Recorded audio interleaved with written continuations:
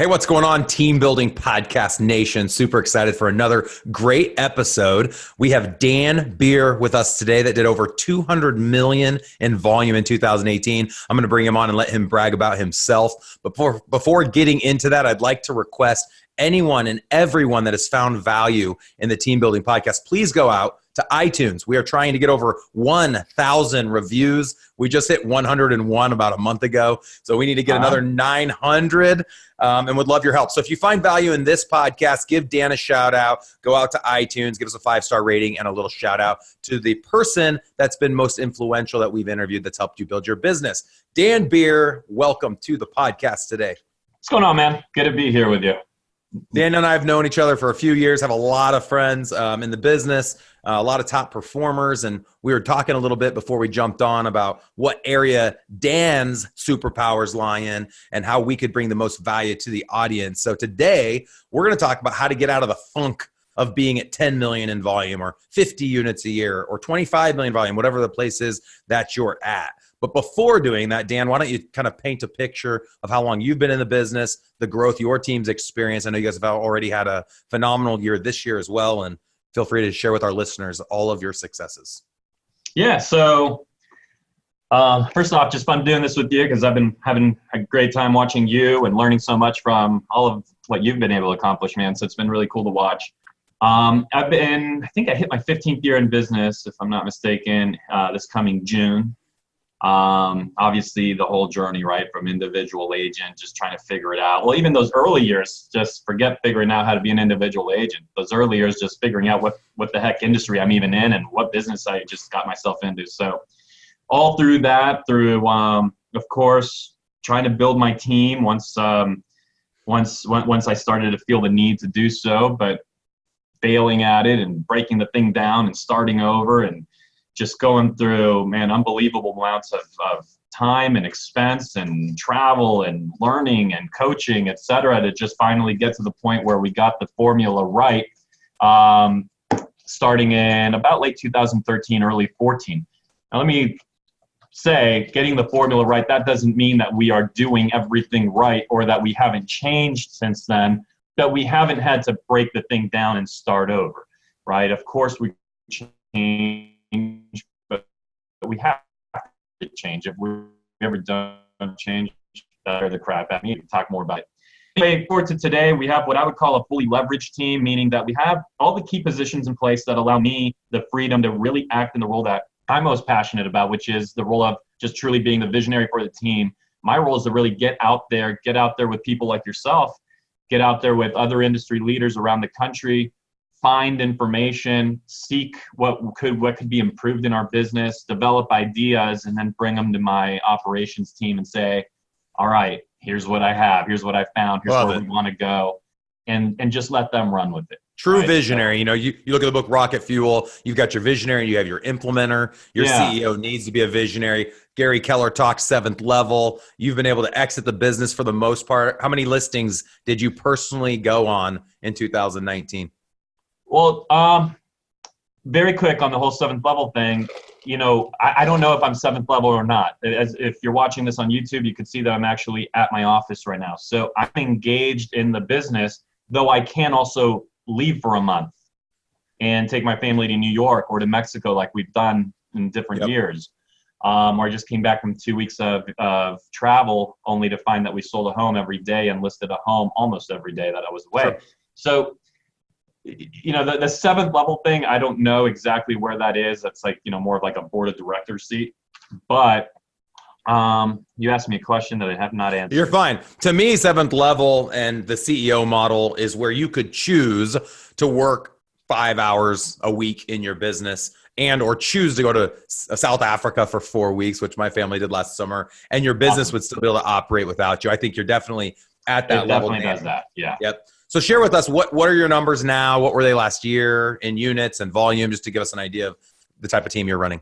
We sold 303 homes last year in San Diego, which is the 2nd highest number ever achieved in our county, only losing by 2 sides. You should have bought some houses. In the same year, Two more houses. Kyle Whistle is a good friend. Yeah, Kyle's awesome. But The only other time that that's been achieved in San Diego County history has been in the REO days, right? So ignoring REO and short sale, that's the most resale that the county's ever seen. We did 215 million in production, which was number one in San Diego, number two in the county. And we're just proud of it, man. It's really a fun thing to do. And we just, it obviously starts with people, which people, you know, getting to the topic that we're going to dive into. Yep. The people side of this business is really all it is about once you get to about that $20 million mark. And there's so many people stuck. There's so many entrepreneurs, builders, agents trying to really get to the stage that we're talking about that are just stuck because they think it's about more transactions. They think it's about more leads. They think it's about all that stuff. And don't get me wrong. Of course, we want more transactions next year. We want more transactions the year after. But we understand that it's really a byproduct of the people that we're going to bring in and the way we structure them, the way we empower them, the way we give them ownership over their job, the quality of those human beings, and the organizational structure, right? And how much clarity there is within that organization. So those are the things I spend a lot of time helping agents through. Yep. And it's hard though, man. I mean, it's like, it's hard, you know, and a lot of these, whether it's these podcasts or books or trainings or whatever, people talking from stage make it sound very easy, but it's only for the committed. Yep. So let's do this. So if you're watching and you can see behind me, I have my bookshelf, got some family pictures. There's probably over 100 books on real estate. I've probably listened to over 1,000 podcasts. I've visited over 100 brick and mortar offices like Dan's all across the country, across brokerage brands and different markets, different cities to learn what's the special recipe, then launched organically, didn't intend to do this, Elite Real Estate Systems, because we found exactly what Dan is saying is accurate. And that is that people think there's all these myths as to why someone's successful. So people have all these unrealistic expectations as to what it takes to build a dominant business in any regard, in any facet, not just in residential real estate. So let's first find that. I've never done this on a podcast before. What are like some of the maybe top 5 myths that you've seen? We'll just go back and forth. And I'll start off with agent count. Obviously, brokers constantly are talking about how important agent count is. It's all about how many seats do you have in your office, because obviously there's analytics around if you have X amount of agents, you'll get Y amount of revenue. So I think that's the first myth is people think to be as successful as you or I, they're going to have 50 agents, and they don't want to have 50 agents. And so then they just give up and do the rock star model where they have to go sell the rest of their lives. Right. I agree with that 100%. And you know, it's just speaking to that, you have to understand that, look, unless you're really special, like most of us, I didn't know it would look like this 5, 6, 7 years ago. I didn't know, right? I didn't realize. Same. But when you're layering in, when you're stacking the right layers on your business, when you're adding the right people, when you're adding like people that demand growth, your business ends up having no choice but to stretch and grow, or you're going to lose those great people. But also just your entire perception of what is big or what's too many. Like, you know, I used to think 10 agents would be so many. Now it just feels like nothing. But well, you said, if you're okay with me sharing with the audience, Dan's at EXP doing really well. I think you have over 1,000 agents now. My EXP organization, in our group, and we treat it like a coaching platform where it's just how can we help people grow their business, and that's actually what's made it attractive for them. Listen to that, guys. Let me pause here. Yeah. We just treat it like a coaching organization where we teach people how to build their business, which is what every real estate company, every real estate team should be focused on. First and foremost, you should be a coaching organization that teaches people how to do the very thing we say we're doing, which is selling real estate, servicing clients. Yeah, I think that's well, let's get off the EXP thing, but just as a quick side note, that's the number one mistake that I can't stand is when people are just running around talking about the ancillary stuff that comes with it. It's all great, but you have to understand that the only way that if you want a lot of that, then let's just help people be productive and grow the real estate business, right? So that's our special sauce. But it's much like this. Okay, so you just made me think about my house payment, my mortgage payment.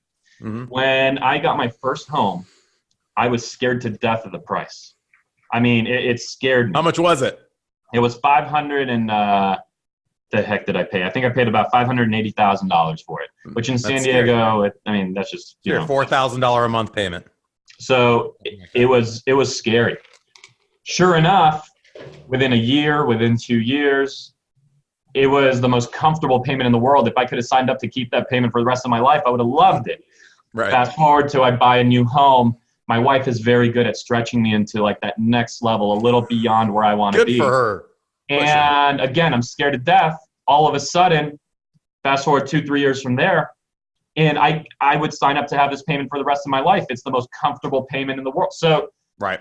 Or it's the same way when you're growing a real estate team. Don't think about 50 people. Think about 4 people. Think about 5. Think about 6. Don't think about 10 years from now. Think about a year from now. Too often we think, where are we going to be in 20 years? Quit looking at that. And also, don't compare yourself to Dan Beer or to Jeff Cohn and go into it saying, I want to build that. Build something. Don't set your sights so far ahead that you trip up and you can't do anything. And that's what I think happens. It's the deer in a headlight response. All right. Myth number 1, you have to have hundreds of agents to be successful. You don't.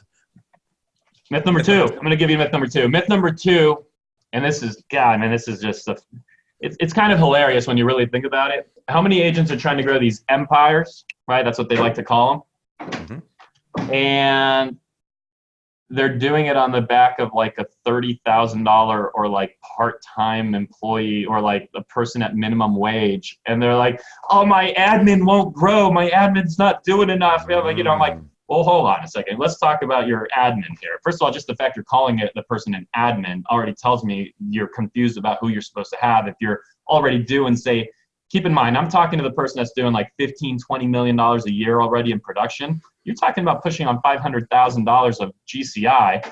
The Rainmaker is typically the number 1 producer, right? So like you have cash, and you're trying to you're telling me about how you want to grow $1 million, $2 million business, and you're doing it alongside one person that's making like 36 a year. Mm-hmm. How on earth is that going to happen or work? Here we go, Jim Rohn. One big business where that happens. Ever. Jim Rohn's quote, your level of success will never exceed your level and the level of your people's personal development. So you're bringing on people that aren't wanting to grow, and you're expecting your business is going to grow. Maybe there's someone that got lucky and hired that person, and they just grew into this amazing, swan, and they didn't know who they were when they were hired. But man, I'm not going to bet on that. So love it. Myth number 2 is agents trying to grow a big business alongside a minimum wage worker or a virtual worker in the Philippines. Yeah, exactly. Agreed. All right, here we go. Myth number 3. The only reason they're so successful is because they have the A account, B account, C account. They have the Zillow account. They're the Dave Ramsey ELP. Their spouse works at the med center and has access to all the relo. There's this idea that these teams become so successful because of this one thing. And what I have found with teams that perform at the highest level, they're usually pretty okay at everything. They're not just focused on one thing, as the one thing might say. I think the smart teams create leverage and diversification when it comes to where they get their leads. And so we've always taught with elite real estate systems that when a new agent joins, you should have them focus a third of their efforts on internet, a third of their efforts on outbound prospecting, cold leads, and a third of their effort on their sphere, and then allow the analytics to teach you within 12 months where that person is best served putting their time so they can make the most amount of money in the least amount of time with the least amount of energy. But I do think there's a big myth that people will say, well, I'm not going to build a team because I'm not the Zillow person, or I can't get into rate with Matt Wagner because there's already someone in my market that's doing that. And they create these lies to justify not growing. Yeah. And by the way, it's funny you say that because I was that person, right? Like I didn't get into rate because of with the whole thing. And there's already somebody in San Diego doing it. And here's the deal, right? Without naming names, that somebody used to be 4 times my size and I'm 4 times their size. So I still went into radio. I still did everything I wanted to do. There were other ways to do it. So yeah, I think you and I have never met anyone that truly wanted something that let something like that get in the way. Thank you. Yep. But don't you agree, Dan, and this might be another myth, but don't you agree that people look for reasons not to build the team? Because if they try to do it, then they failed, and they'd rather just stay in the lane, doing the 20 million, making 150 grand net a year. They say, oh, it'd be great to build a team, but they really don't want to take the risk because they don't want to lose. Yeah, you can't even blame people for even thinking that way to some degree. I mean, it is a ton of responsibility. There's people's lives that are fully on the hook here in my building right, that have entrusted their families, their mortgage payments, their food, their dinner, like everything, their schooling for their children to what we're doing. It's scary. So that isn't for everybody. I mean, that's the fact. You and I talked this morning about, or before we got on, we talked about how what you do is actually not for everybody. It's just not. And that's okay. Myth four is, you put me on the spot here. I know we were going to do this. But myth four. This honestly, just so everyone listening knows, we just did this like organically. Didn't even know this is what we were going to talk about today. So this has been fun. Myth four is going to be related to myth one. You talked about agent count. But let's actually, myth one had to do with like that fear of, oh my God, I need all these agents. Myth four is actually people that want the agents, but they're starting to grow. Look, I remember being there. Where I was like, oh man, I'm getting leads all of a sudden. Oh crap, I'm getting too many leads. I have more business than I can handle. I'm starting to let it all split. Okay. And the default thought, which is not the right one, is okay, I need to go hire 5, 6, 7 agents. Or I need to go hire 3 agents. Mm-hmm. Guys, you put yourself in those people's shoes. If you were to go to work somewhere where there is literally no business platform, no operations platform, no support, no administration, no technology, all you have is leads, you're going to be able to attract people. But those are the teams that you see consistently turning over and losing people, and they just never get anywhere. Those are the ones that look like they're on a hamster wheel, just running fast, going nowhere. Because if you're really building a business that's going to let you take off to South Africa for 4 weeks, right? Then you first need to bring on the administration, the operations team. You need to build out the U way of managing a listing, the U way of managing a transaction. You need to build out the way that you're going to deal with your database, your after sales system, the actual business platform. When you add agents to that, now they have real value beyond just whatever split you gave them and whatever leads you handed them. Because this is a cliche that I've definitely not made up here, so I don't take credit for it, but there's obviously a better split elsewhere always.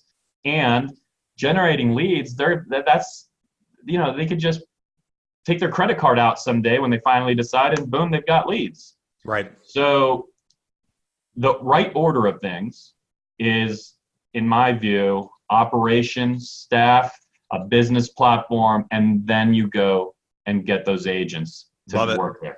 Yep. Before I get into myth 5, if you want to learn more about building this foundation that Dan and I have both built, go out to jeffsbusinessplan.com. You can get my step-by-step process of building that foundation and then being able to launch a dominant team in your marketplace.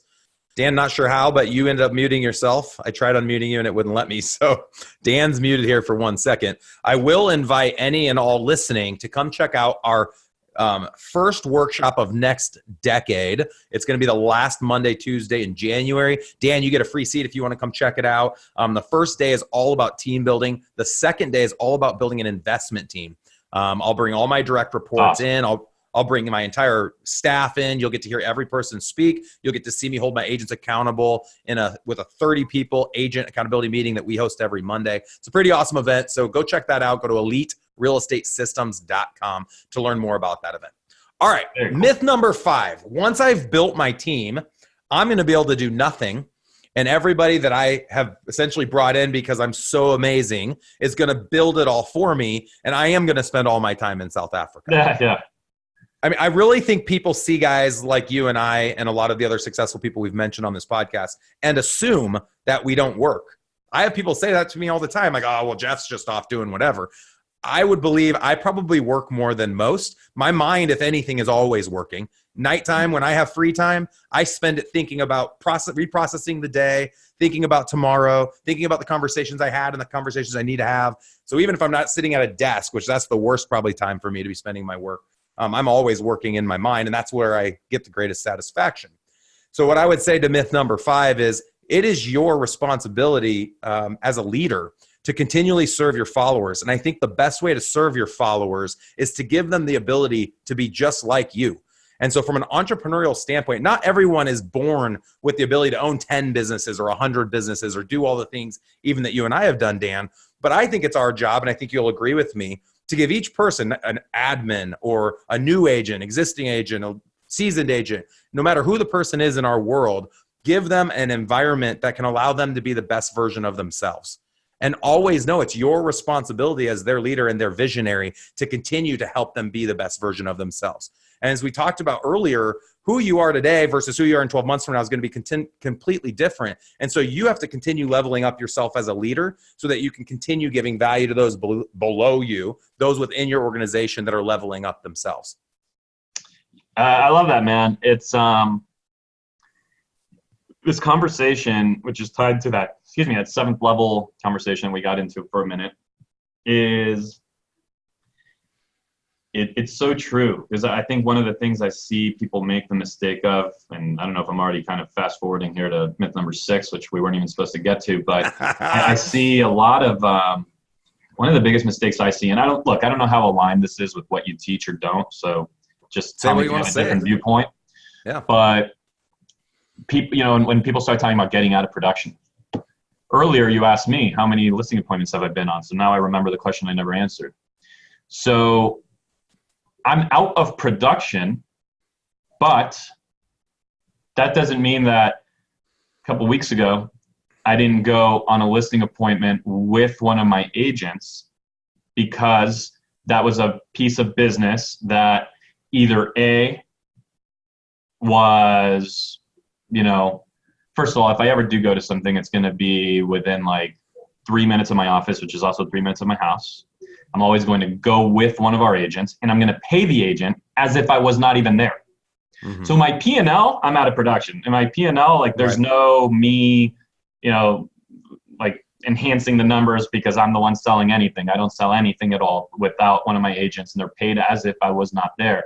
Let me pause that mindset real quick. If you do want to go sell and you're listening to this and you need to supplement your income as you build your team up, that's okay. Just make sure on your P&L you treat yourself as an agent on your team. Don't make the revenue that you're making when you're selling business revenue. It's not business revenue. It's agent on the team revenue, and be sure to delineate that. All right. And in my case, I factually do not take a dime. Like they get paid identically to as if I wasn't there. I don't want to reward myself for going on an appointment. But when we talk about production and getting out of it, you see people that are like, okay, I'm out of production, boom, I'm out. And then their business just falls apart. So, and I'll admit, Dan, I personally did that in 2014, and I did it with a huge ego for 12 months. And I put my head up high and said, I don't sell. I don't work with buyers. I don't work with sellers. I'm done. Well, what do you think happened in my huge sphere? They were done with me. I was bragging to the world I'm no longer selling. It was a huge mistake because I should have just not sold. I should have done the thing I said I was doing, but acted as though, hey, I have a team. We'd love to service you. Yes, I'd still work with you, and then turn it off to somebody else. But I wanted the world to know I was too good for that. I was beyond that. And to your very point, we're not too good for that ever. For me, it was a very slow process. The buyer side, I did say, okay, I am done as of today.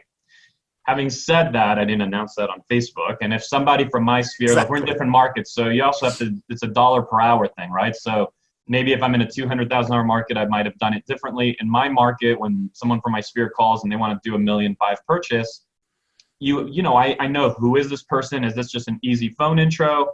Is this like I'm going to show up to meeting number 1 and then introduce them to my partner and then slip and then kind of back out? So you just have to do that intelligently and feel out how well is this going. Yep. Look, I'm still not at the place in my life where my dollar per hour is like, I can't go to something for 1 hour that's going to earn 18 grand. You're talking the 1.5 million range. That's like a $10,000 an hour activity if you can turn it over to someone else. And that's what I tell people too. If I can get to 1,000 an hour, it's worth my time. So I go on listing presentations probably once a month. Exactly. That's about what I do. And there's always a very special reason why. It's in La Jolla and it's, $3 million, or it's from this very special person that doesn't just represent this one account, but rather there's somebody that's been an incredible referral partner, and maybe I show up and just make an introduction, or I sit in on the meeting and just assure them of how wonderful Brian or Sean is, or whatever. And let me make mention on my myth 5, and we got to get to myth 6 and wrap, but on my myth 5 where I said, you think you're just going to be out of it, I would say the more responsibility, what did it say? More money, more problems. The more responsibility you take on, do not be scared or fearful of going into the role of getting your hands dirty, doing something that maybe others would think is beneath you. I literally, if I see garbage on the ground, I'm picking it up. If I see my sign runner struggling, I'll go with him one time and say, hey, here's some recommendations how to make this a better process. And to go on that list, Prez, how many times have you done it and you've gone through your formal listing presentation and said, oh, we need to update that slide. I didn't realize it still was saying whatever it's saying. Yep. And it gives you kind of like that undercover boss access to what's really going on in your team. And I'd almost submit every good CEO should be involved in every aspect of the business, probably quarterly, where you actually see physically what everybody's doing just to make sure everyone's doing what they're supposed to be doing. Yeah, no, I love that. So I guess what the message I'm trying to pass on is this isn't like an overnight thing. I think sometimes people think it's going to be. On the listing side, that was a 6-month process of literally riding in the car with the person I handed it off to for 6 months. And we'd come out of the listing appointment and it was, all right, what did you see? When did you know we got it? When did you know we lost it? What was the thing they said that made you know we could close? Well, I just grill them right there. Yep. And so I'm glad we're having this conversation because I do think that sometimes people get overwhelmed by this idea of, oh my God, I've got to flip a switch overnight. And you and I, it sounds like, are kind of the same in that we're still highly engaged in the business. Yes, we can take off if we want. But by the way, if I take off forever, I'm not coming back to the same business. Like, it will change, right? Like Gary Keller, he's still in the business to some degree. He's not I met with him. I was with Gary last week in Austin. He was at his office. He was at his desk.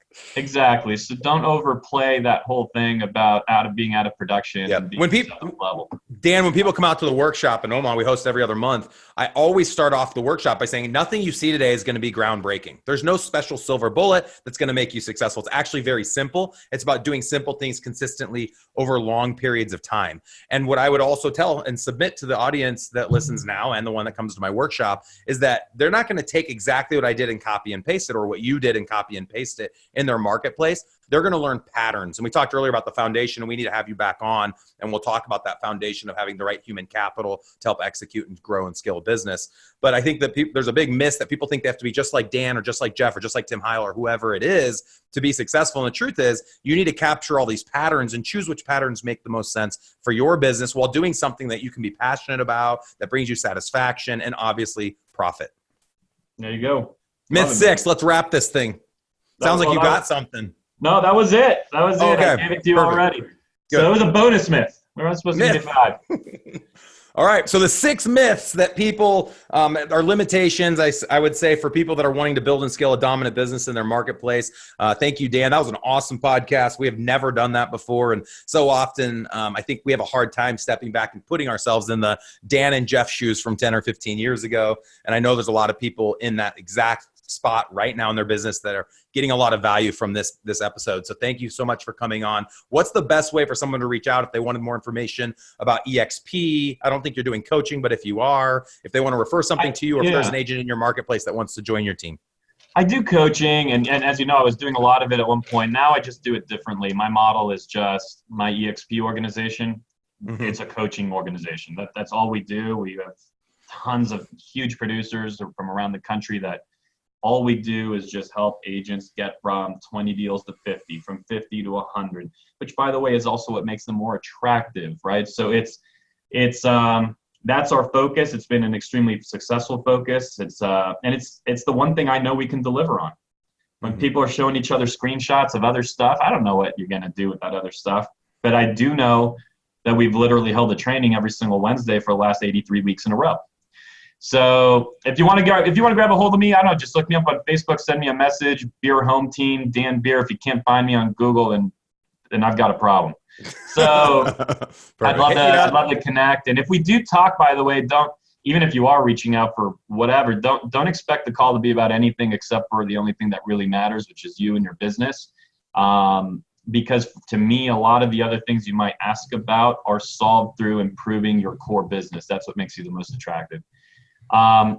If we ever get another time to speak, and just as a little bit of a cliffhanger here, I'd love to share back with your audience someday. I think the biggest thing right now, though, that I really see people making the mistake of is when they're building their business and they're in that 10, 15, 20 million dollar messy middle range. that's the time to fix your economic structure within your business.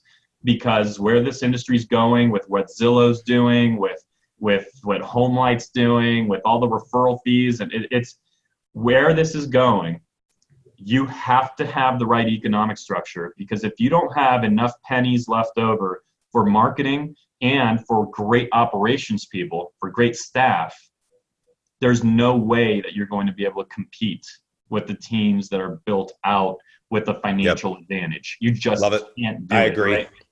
And that's something that sometimes people have to sort of, fix it. It might be scary. You might lose somebody, but it's a lot better to lose somebody when you're at 10 or 15 million than when you're at 100.